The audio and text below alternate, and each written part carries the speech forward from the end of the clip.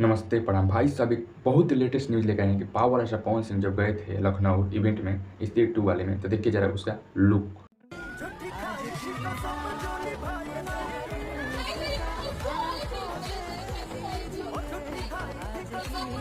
कराली ने भेजी थी।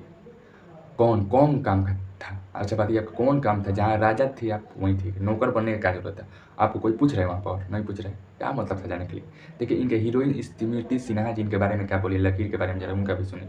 हिंदी फिल्मों में गाना गाया, हमारे मनोज तिवारी जी कब से गा रहे हैं, तो ये कोई नई लकीर नहीं खींची है। बट सुनिए, कोई है इनसे ज़्यादा मनोज तिवारी जो है हिंदी गाना कर चुके हैं। क्या लकीर लकीर बताए हैं आप लोग। और आप लोग को वो और बता दिए कि सबसे पहले खेसारी लाल यादव स्पीड रिकॉर्ड से एक गाना ला दिए हैं, ये वाला। भाई साहब 29 मिलियन जो है गाना है, और 1 मिलियन लाइक है, और 5,84,000 कमेंट है। भाई साहब एक रिकॉर्ड बना दिया है वो गाना, हिंदी फिल्म है, और उसमें एक्टिंग भी खेसारी लाल यादव किए हैं। ये है। और स्त्री 2 29 मिलियन लाइक कितना है, 5,95,000 कमेंट कितना है, 64,000। बताइए, इसे लकीर की जगह है?